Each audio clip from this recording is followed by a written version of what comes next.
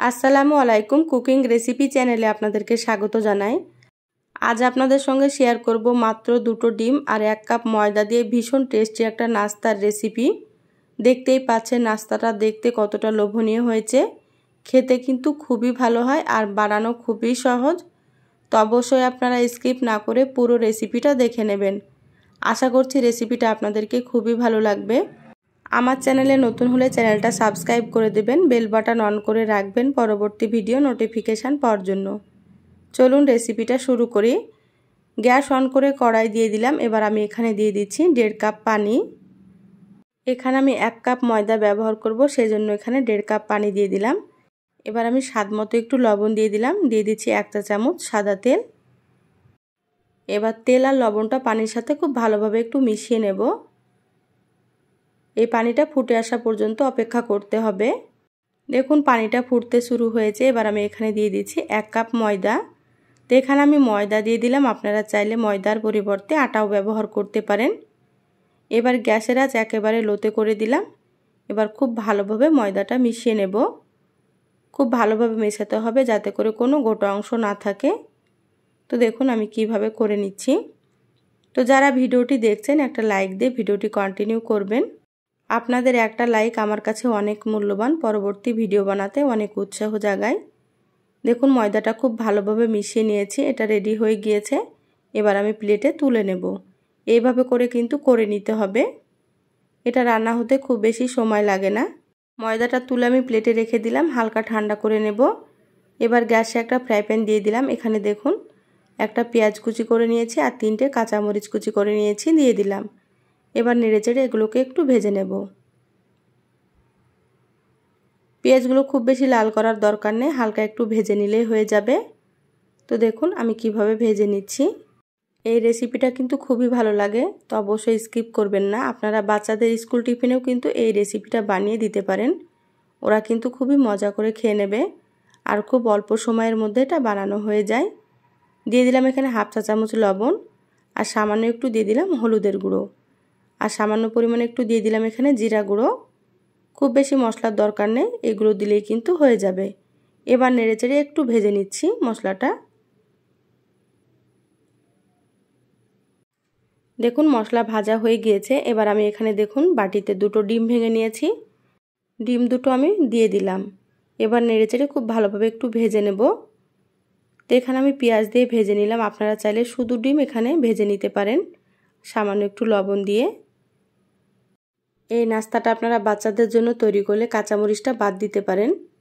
দেখুন আমি নেড়েচেড়ে একটু ভেজে নিচ্ছি, এইভাবে একটু ঝুরি ঝুরি করে ভেজে নিতে হবে। আমার চ্যানেলে আরও অনেক রেসিপি আছে, চাইলে আপনারা আমার রেসিপিগুলো দেখে আসতে পারেন। কিছু রেসিপির লিঙ্ক আমি আই বাটনে দিয়ে দেবো, আপনারা সেখান থেকেও দেখে নিতে পারেন। দেখুন ভাজা হয়ে গিয়েছে, ডিমটা আমি প্লেটে তুলে রেখে দিলাম ঠান্ডা হওয়ার জন্য। এবার এখানে আমি ময়দাটা নিয়ে নিয়েছি, ময়দাটা খুব ভালোভাবে মথে নেব। খুব ভালোভাবে মথে নিতে হবে, মোলায়েম করে। একটু সময় নিয়ে এই কাজটা করে নিতে হবে। দেখুন ময়দা খুব ভালোভাবে মথে নিয়েছি। এবার আমি ময়দাটা দুভাগ করে নিচ্ছি, মানে 2টো লেচি করে নিচ্ছি। এখানে আপনারা 3টেও কিন্তু তৈরি করতে পারেন, তো আমি এখানে 2টো করে নেব। এবার একটা লেচি নিয়ে নিয়েছি, এইভাবে করে খুব ভালোভাবে একটু মথে নিতে হবে আবারও, যাতে করে ময়দাটা মসৃণ হয়ে যায়। তো দেখুন আমি কিভাবে করে নিচ্ছি, আপনারাও কিন্তু এইভাবেই করে নেবেন, তাহলে এই নাস্তাটা খুবই সুন্দর হবে। দেখুন সুন্দর করে এটা আমি মসৃণ করে নিলাম। এবার এখানে সামান্য একটু ময়দা দিয়ে দিলাম। এবার বেলুন দিয়ে আমি বেলে নেব। এটা আমি পরোটার মতো করে বেলে নিচ্ছি। তো পাতলা করা যাবে না, মোটা করেই বেলে নিতে হবে। তো দেখুন আমি কিভাবে করে নিচ্ছি, আপনারাও কিন্তু সেইভাবেই করে নেবেন।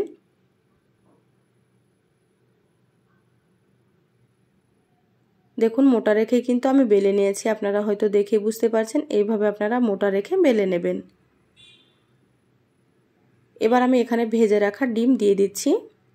ডিমগুলো আমি দুভাগ করে 1 ভাগ এখানে দিয়ে দিচ্ছি, কারণ আমি 2টো তৈরি করব সেজন্য। তা আপনারা আপনাদের পছন্দ মতো করে তৈরি করে নিতে পারেন। দেখুন এখানে দিয়ে দিলাম।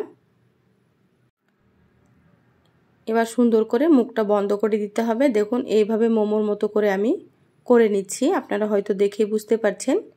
এইভাবে করে নিতে হবে যাতে করে ডিমটা বাইরে বেরিয়ে না আসে। সুন্দর করে মুখটাকে বন্ধ করে দিতে হবে।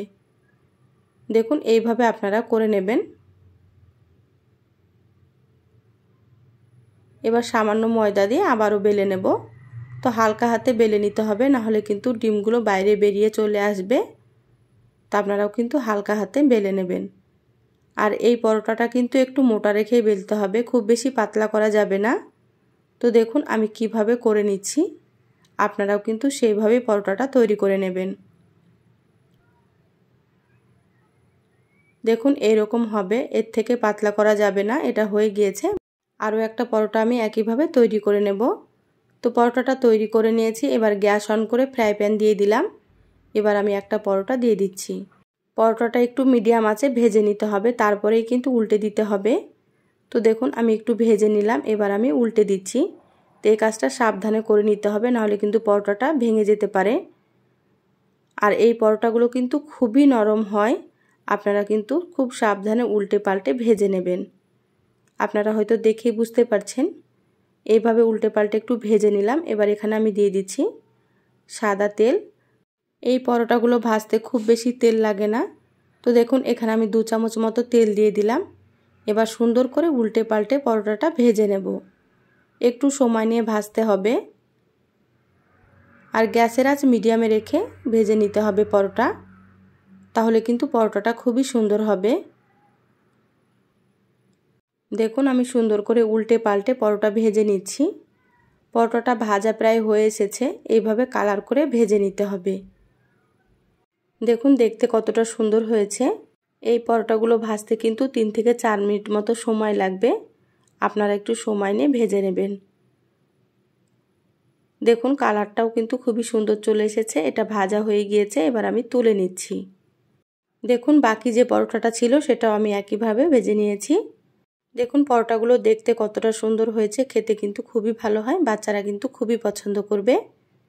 তো আমার রেসিপিটা যারা প্রথম দেখছেন, যদি ভালো লাগে চ্যানেলটা সাবস্ক্রাইব করে দেবেন, বেল বাটন অন করে রাখবেন, তাতে করে আমি যখনই ভিডিও আপলোড করব আপনারা সবার আগে নোটিফিকেশান পেয়ে যাবেন। যারা সাবস্ক্রাইব করে সাথে আছেন তাদেরকে অসংখ্য ধন্যবাদ। এই পরোটাগুলো কিন্তু খুবই নরম হয়, দেখুন কতটা নরম হয়েছে, আর ভেতরটা দেখুন কত সুন্দর হয়েছে। তো এভাবে আপনারা একবার হলেও পরোটা তৈরি করে খেয়ে দেখবেন, বাড়ির সকলেই কিন্তু খুবই পছন্দ করবে। তো এই সহজ রেসিপিটা কেমন লাগলো অবশ্যই চ্যানেলের কমেন্ট বক্সে কমেন্ট করে জানাবেন। ভালো লাগলে একটা লাইক দিয়ে শেয়ার করে দিবেন। সবাই অনেক বেশি ভালো থাকবেন, সুস্থ থাকবেন। আল্লাহ হাফেজ।